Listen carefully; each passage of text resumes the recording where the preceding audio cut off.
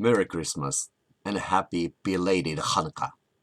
Since many of you know about Christmas more than Hanukkah, so today I would like to talk about Hanukkah a little bit.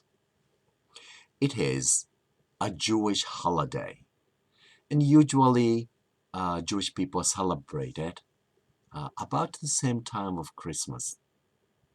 Some year it's in November and December because they use their traditional calendar, just like Chinese New Year shifts or Easter shifts a little bit. Same thing. Today, many countries use the solar calendar, but many old countries are old time. Many people used to use the moon calendar or sometimes star calendars. However, let's continue with the story of Hanukkah. Okay, the origin of Christmas goes back to 2020 years ago, but Hanukkah has even a longer history than Christmas. Its origin goes back to almost 2,200 years ago, when the Hebrews, or the ancient Jewish people, under Syrian Greek king Antiochus III. So Jewish people did not have their kings, but their ruler was their God. Today we call their God Jehovah or Yahweh, but we really don't know how those ancient Hebrew people called their God. Nevertheless, they had their temple to worship their God. For them, that's like a king or even greater than king exist. But of course, the Syrian Greek king took that away from them, so they could not continue to worship their gods the way they traditionally did. However, the king at that time allowed them to, to some limit, they could do their religious thing. But his son, Antiochus IV, forbade it.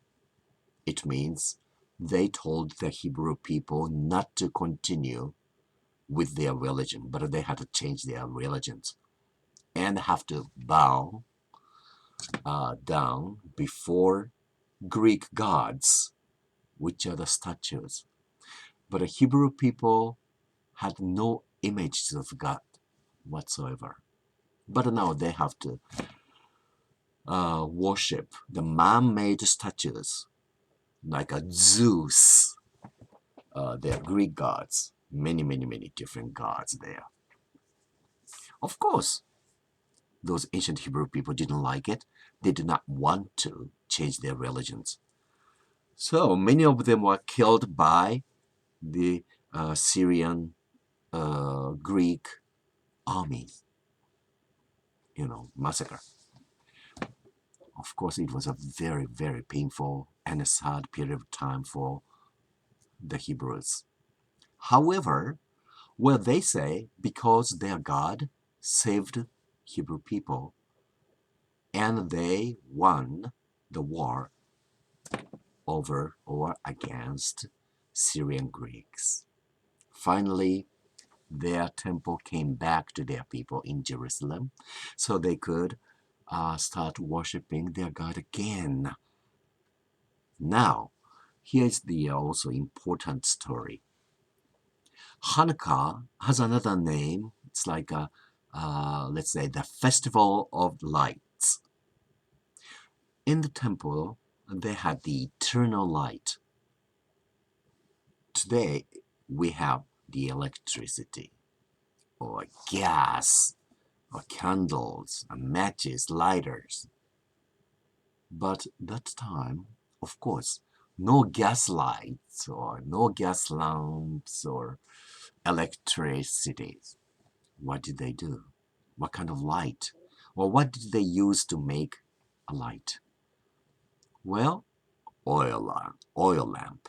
What kind of oil? Not suntan oil, sesame oil, or butter, or margarine, or lavender oil. No such a thing. But what? Can you guess? I'll give you a hint. Oh. Olive oil, of course. Ancient Hebrews already knew how to grow olive oil or to look for the fruit and squeeze it, make oil out of it, or eat the olives, or use the olive oil for many, many different purposes. So, olive oil isn't important there. Go back to the history. So, after their temple returned to them, they wanted to worship their God with the eternal light. But they found there was very little olive oil left in the lamp, just enough for a single day. So people had to go out there to collect more olive oil to supply and add to the lamp. But it took 8 days to do that. So, normally we would think, what they would think, the light will go out after 24 hours maybe, and the next 7 days until they came back, it's all dark. So they could not do their worshipping. But there was a miracle. The single light, oil lamp, the light lasted for 8 days until they came back with more oil. So, the light is very significant for Hanukkah.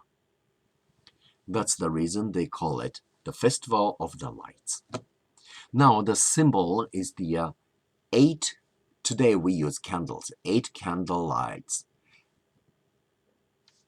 Yes.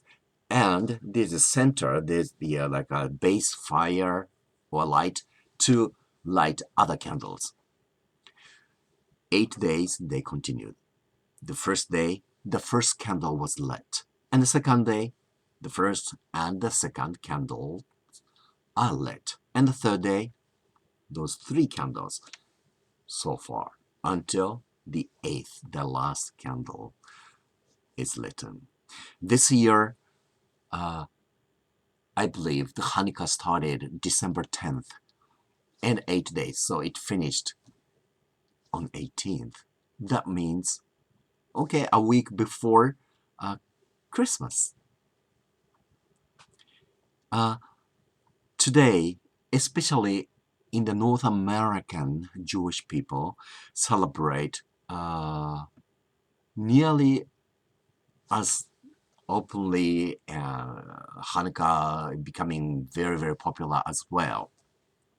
And in some festivals, not only with the candle and the worship and sing songs or pray, but also parents give gifts, the presents, or they play the games, but also they would eat traditional food. Many people say the potato pancakes, but I would not say that is so traditional because until Columbus discovered the New World, the American continent, the rest of the world didn't know about the potatoes or tomatoes or the turkey, the bird, but gobble, gobble, gobble, gobble, gobble. Pumpkins or tobacco or maize or the corns. There are many, many vegetables in the food or culture that we adapted from the American continents. The Native Americans let us know about it. So we should be thankful for that. Anyway, there's a special food. It's like almost like a donuts. And inside donuts, sometimes it's sweet jam, a cream in it, very, very sweet. But, the donuts, it uses oil to make. So, the food made with oil. That is the traditional food, I would say. And the candle lights. If you would like to experience such a festival, or I would say the holy holiday, you should go to the Tokyo Jewish synagogue or the temple near, I think, Uehara Yoyogi. Yoyogi Uehara. I don't know, I forgot which is first. Or visit New York City or Los Angeles, California in the United States, or perhaps Israel, Jerusalem, London, Paris, maybe some cities in eastern part of Europe, or some other places where Jewish people, a number of Jewish people live. Then you might be able to do that. Okay, I would say again, Merry Christmas and Happy Hanukkah. And also I wish you, I would say, non-COVID-19 New Year. The year 2021 without COVID-19. Okay, until I see you next time, take care.